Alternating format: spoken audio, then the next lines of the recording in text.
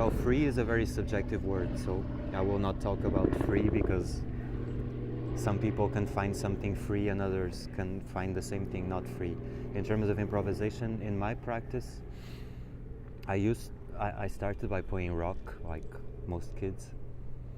But then I started on the side, besides my rock bands, I started playing by myself when I was 19 maybe.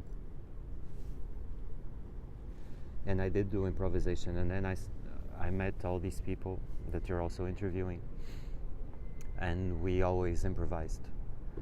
But then both Jonathan and me, we started getting a bit tired of free improvisation, not in terms of the genre itself, not in terms of other people doing it, but for us. And so lately what happens is that, for instance, when I play solo, I prepare things. I know maybe it's a bit like a raga in Hindustani classical music. You know what notes are going to be played, you know where you want to get to, but it's always open-ended at the same time. So in that sense, I use improvisation in the sense that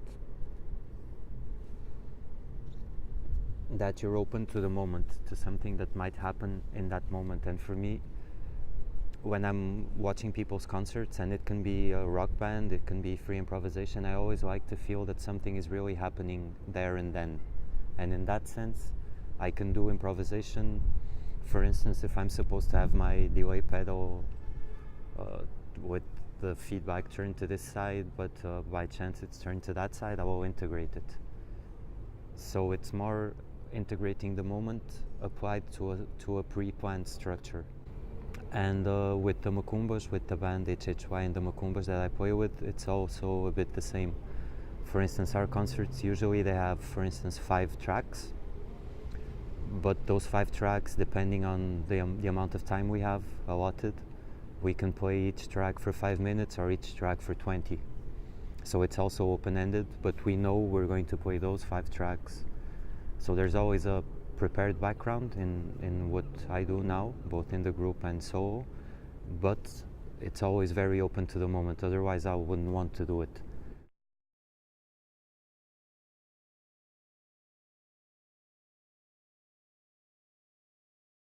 Usually people, when they know that I'm a musician, they ask me what I play, and I always try not to tell them what instruments I play, because I'm not proficient on any instrument, and for me instruments are instruments. So this is my personal standing, so I'm not a cellist or a guitarist or anything.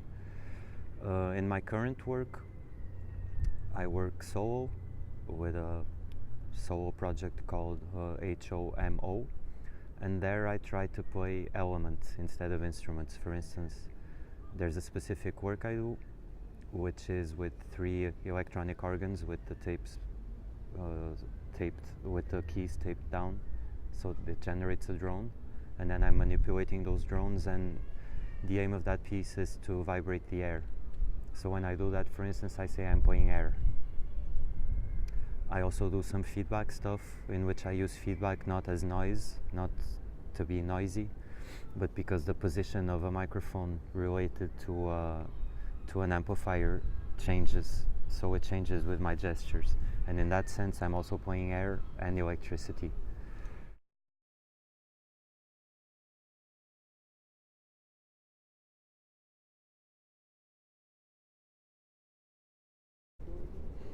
Well, I can give 2 answers. How do I think people choose, and how do I choose? Usually I don't choose. People invite me, and if it's going to be in a context of improvisation, I always, if it's somebody I don't know, I make an effort not to do any homework on the person. If it's going to be improvisation, I try not to know what the person does until we play, so it can really be fresh.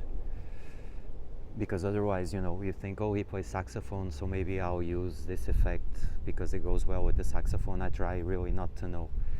And usually people invite me, and I always say yes, unless I'm really overbooked, which doesn't happen that much. And lately I've been trying to do something because I always question what I do. For instance, last year I had a really good experience with a Anglo-Danish musician who sings. He sings cover versions and he plays accordion. And he was going to play in Porto and he wanted somebody to play with him, and the organization invited me. And I always have this problem of why. Like, if I play keyboards with him, why am I playing keyboards? If I play guitar, why am I playing guitar? So I told him, so can you please play your songs for me? And he was so strong, his voice and the accordion, they were so strong that I said, there's no point in me playing anything, so I'm going to play you. So I hooked up his accordion and his voice to effects, and he was facing the audience with me, and he played and sang really loud, so there was no need for amplification. But I had speakers behind the audience, and every now and then his voice would come from the back of the audience, for instance, backwards, reharmonized, very subtle. And again, for me, it's more interesting to play people than to play instruments. The other part of the question, or the other part of the answer, how do people choose to play with each other? I've said this tons of times. For me, Porto is really fascinating. I've lived here all my life, and I really like the scale of Porto. It's becoming known, so it's becoming a little big, but it's really a small town. In fact, I think it's the exact size. So over the years, there's been this group of people who are like-minded, but they're very different in their languages, which makes for very interesting stuff. Like Gustavo came from death metal, Jonathan came from classical Hindustani music and from dub.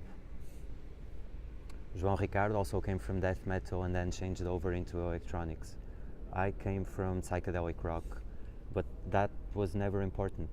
We're friends. Of course, that's not reason enough, but we're friends. We're interested in working together, and so then you get a mix of backgrounds. So I think sometimes we choose to play together more for personal reasons, which give a good input and a good wide scope to the artistic part of it. So it's not that mistake of mixing personal with work.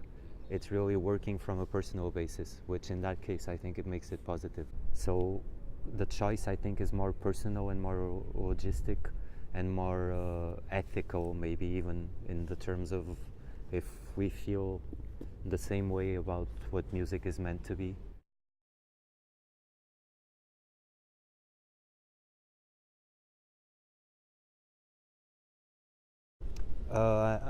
I'm totally unable to see where anything is going. I'm not good at seeing where things are going. Maybe my life would be a bit more simple if I had the ability to see where things are going, but I'm totally unable. But I will tell you something that is very important for me.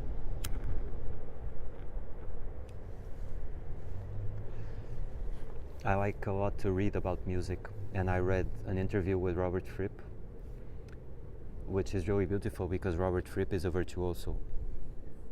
And he said in that interview, when I started studying guitar, I was 14. I was hopeless. I could not play. My teacher would say that I was tone deaf. I had absolutely no talent. But sometimes music wishes so much to be heard that it chooses the most unlikely vehicles, which for me is one of the most beautiful things I ever heard. So my wishes are that music continues to be heard through anybody.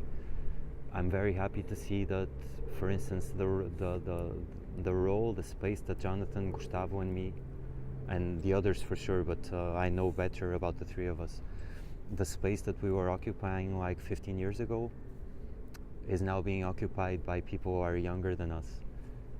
And we're becoming a bit the elders, which is really funny, and it's always been like that. For instance, Alberto was my elder, and now I'm working with him. It's not about the honor, but it's about the fact that as new people come, that music continues to be heard in an interesting way, in a way that that enriches people's lives.